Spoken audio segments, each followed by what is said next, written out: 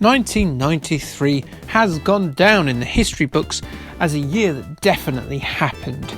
I'm not sure who's writing history books about 1993, but I assume that someone must have written a book about 1993 happening, and I can assure you it did happen. I was alive and probably wearing a shell suit. More fool me. What happened during 1993 then? Well, Bill Clinton, known for his saxophone, his rogue ejaculate, and having a wife that somehow failed to beat a ranting orange heart attack to the White House, was elected president of the USA. Jurassic Park had stomped its way into cinemas with all its spectacle and its big old cool beasties, which are being ruined on a seemingly weekly basis by scientists by them giving them feathers, making them less cool in general, making them coo when they see each other, according to the news. I don't like it. Stop it. Back away from our dinosaurs. Mr. Blobby, the bumbling annoyance from Noel's house party, somehow ended up getting the #1 spot at Christmas time, which used to be a thing.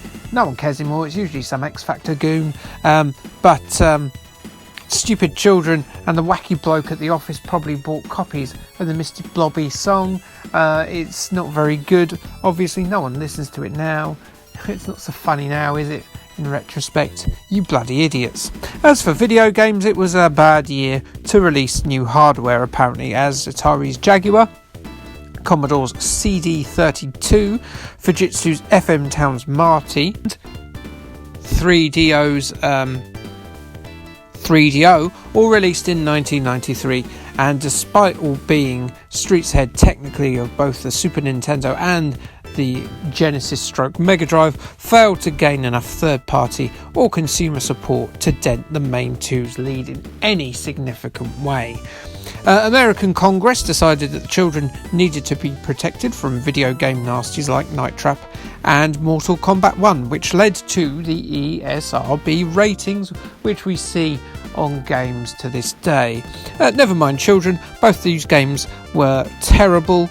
That 18 certificate didn't protect me at all from either of them. This is an entirely subjective list, this list of games, so expect to see some notable omissions. Mortal Kombat 2 came close to cracking the top 10, as it is a vast improvement on the first one and a definite gap narrowing of Street Fighter 2's dominance in terms of its quality.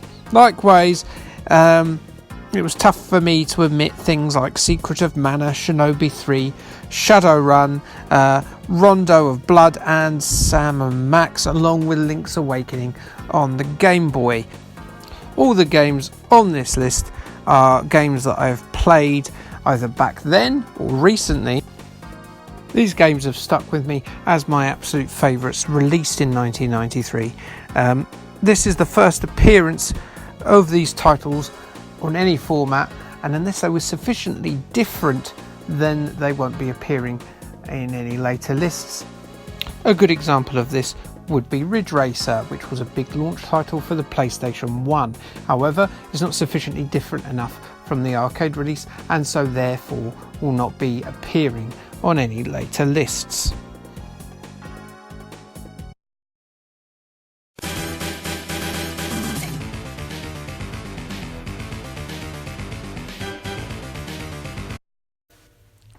The Day of the Tentacle, the sequel to Scum Engine launch title Manic Mansion. Day of the Tentacle blends the setting and characters of that game with the high level of comedy and one-liners of Secret of Monkey Island. A truly silly adventure that puts the three teenage outsider heroes on an adventure through time as they try and undo the wrongdoings of a purple villain. Did Kevin Feige like old Tim Schafer games? Because that sounds like Endgame to me. The comedy always works, the puzzles lean heavily on the time travel element to good effect, and the graphics and animation are a quantum leap over the likes of both Manic Mansion and Monkey Island. The voice acting too, coming during a time when Dave from Accounts had a chance of voicing a character in whatever company's big game release, is of top draw quality. The package was so brilliant and so polished that it was even possible to find a computer in the game and play through the game's prequel in its entirety. A real labour of love, this, and a real peak of the point and click game genre.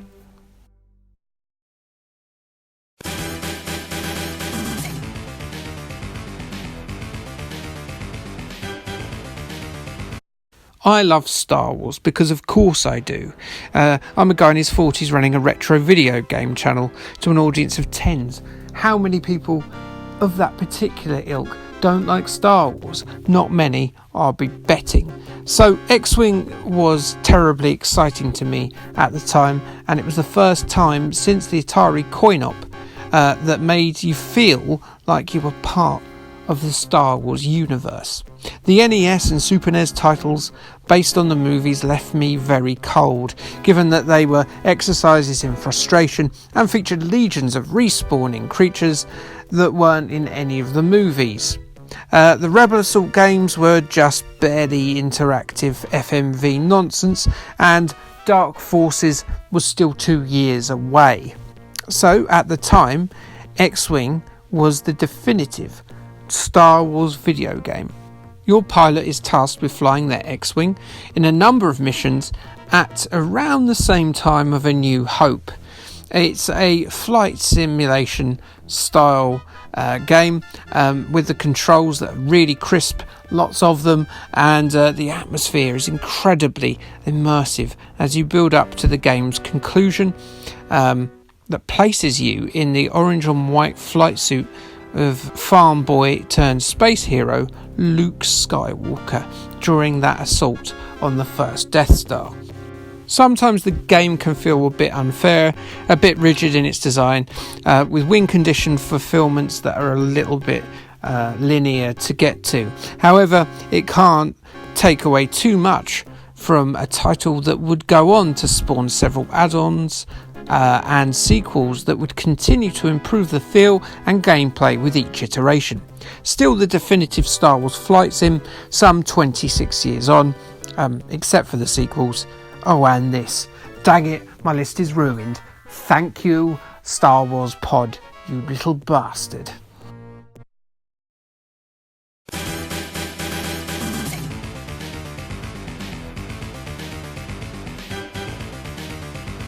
When it comes to side-scrolling on-foot shooters, Contra 3 had blown me away in 1992.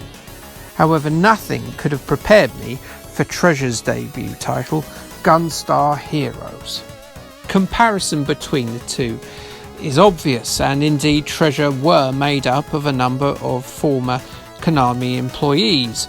An absolute explosion of bombast and creativity in a tiring genre, Gunstar Heroes eked every last drop of power out of the Mega Drive's processor, delivering relentless, pacey action, incredible set pieces, massive bosses and huge explosions, all presented in a tongue-in-cheek, humorous style that never takes itself too seriously. The ability to combine weapon types for different shot effects was ingenious, and overall, as debuts go, and a sign of things to come, this is right up there with Alan Shearer's hat-trick for Southampton against Arsenal in 1988. I'm sorry for bringing up football, but there it is.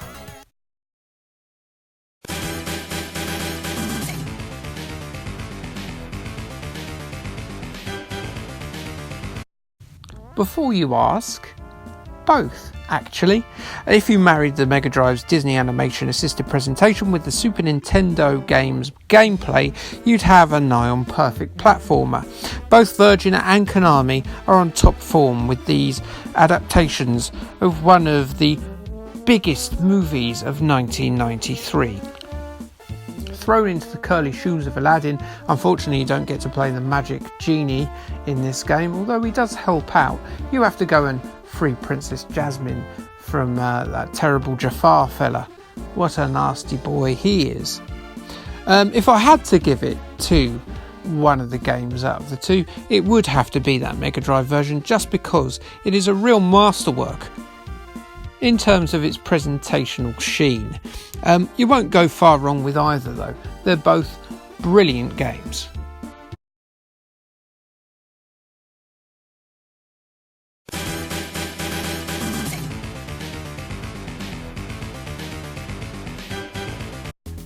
Syndicate is potentially a prophetic telling of a future war between a big company such as Google versus another huge company in Amazon. And it's an isometric strategy barn burner set in a dystopian future where governments have been replaced by huge corporations who vie for world dominance. The player assumes control of a small team of cyber agents as they travel from country to country, assassinating and kidnapping personnel as they go. There's a depth of strategy on the battlefield and off, as you are charged with taxing occupied territories to improve the cybernetics and weaponry of your particular corporation. Another fantastic bullfrog concept, brilliantly delivered with an absolutely terrific moody setting. It's one to play, kids.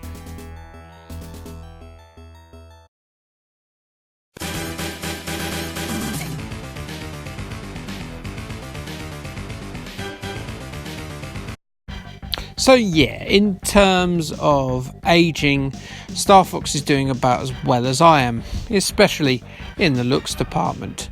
Polygons were becoming all the rage in the early 90s, and Nintendo were starting to sweat a little bit that their next machine was still 4 years away. They needn't have worried, of course, because some of their 2D stuff like Yoshi's Island still looks gorgeous today. StarFox, though, with the power of the FX chip behind it, was the first attempt to flirt with the power of 3D. And it is a afterburner style on rails into the screen shooter.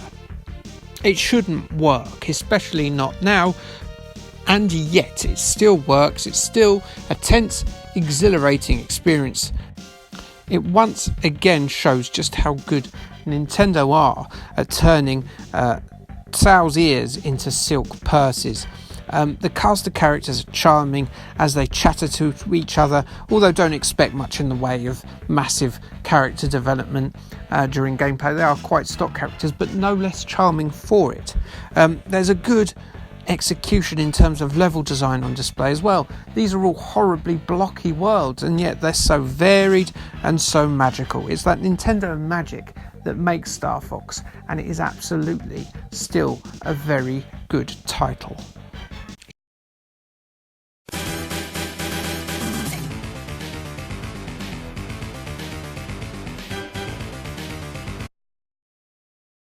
Shining Force 2. The ancient seal casts you as an elderly fish with a dog's face as he goes to buy Garibaldi biscuits and star in the worst opening joke in list history. In reality, it's more of the same from my favourite Mega Drive RPG, as the player guides their vast array of characters led around by main character Bowie. Hello, my name is David Bowie! It's not him at all though, because he's dead now. Although he wouldn't have been when this was made. There's more free roaming involved, there's more secret characters, more flexibility in character promotion, and more game world in general.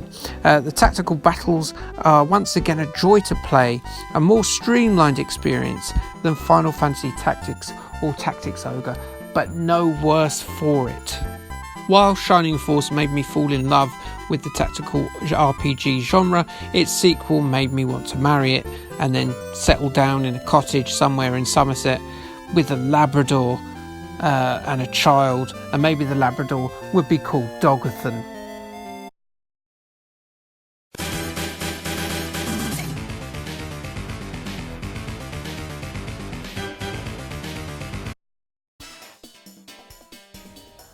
Blue skies I see. No company quite got the arcade experience like Sega did. Daytona USA was to the 90s arcades what Outrun was to the 1980s arcade. A near ubiquitous delight for any arcade goer that brought people in and forced them to stay. Not literally, they weren't like chained to radiators and stuff. In fact, they only stayed there for however long their game took. I don't want anyone thinking that Sega kidnapped people and made them play racing games. 3 minutes worth of wham bam thank you Nagoshi-san fun that was a phenomenal joy on every score. Daytona's sound, its graphics, its control, its feel, and the usual complete disregard for the source material. Who wants dull ovals when you can have dinosaurs and spaceships and a cliff etching of Sonic the Hedgehog? Nobody wants dull ovals in that instance. Ridge Racer was released at the same time, but Namco just couldn't compete with that Sega magic, nor that 8-player Trocadero experience. If you went when it was there, you know what I mean.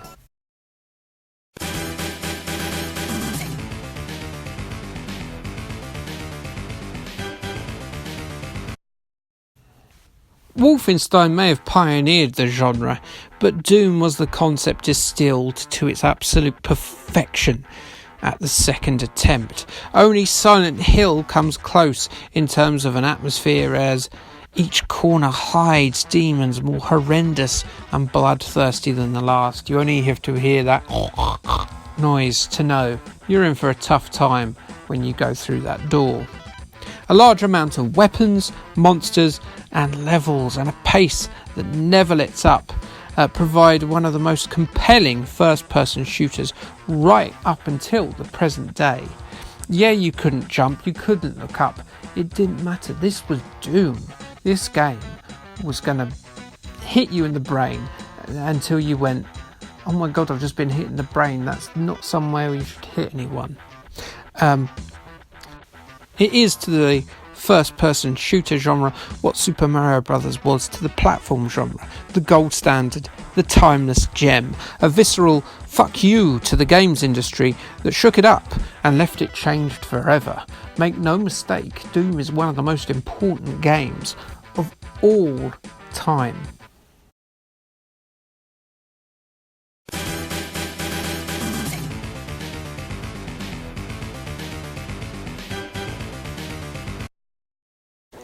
Really, it should be Doom in this place. I know it should. It's no kidding that Mega Man X isn't that important a game in terms of its cultural significance, but it's a personal list, as we discussed all the way back before number 10, and to me it freshened up a tired franchise with a whole new feel, look and mythology. But really, I do understand it is just another Mega Man game, but what a Mega Man game. Much like Castlevania 4, the game doesn't start off overly spectacularly. You feel a little bit bored when you're going through the early stages, but a few levels in and stink, the claws come out and they dig deep in your flesh, and you're not going to be able to leave until you've finished it. That intelligent use of the power-ups gained from both defeating bosses and from the various hidden Dr. Light pods around the arena add more to the gameplay than previously, encouraging you to re-enter levels and attempt to uncover everything in preparation for your final, very difficult last battle against Sigma. I've only played this fairly recently, and I'm sad I missed out on it when it first came out, because it's probably competing with Super Mario World as my favourite Super Nintendo game of all time. Make sure you give it a go. It is on the Super Nintendo Classic if you've got one of those knocking around. It's a terrific game. One of those games you get that sweat up when you're playing it, when you're down to the last bit of health. There's even, if you look hard enough, a hidden Ryu from Street Fighter 2 Fireball that you can do with the same motion that wipes out any enemy character in one hit. It's really cool. I love this game so much. And that's that. So 1993 is in the bag, and 1994 next, when I left school age 16. I'm so old, I'm surprised I didn't have a mammoth as a house pet. But yeah. Okay, thanks, bye.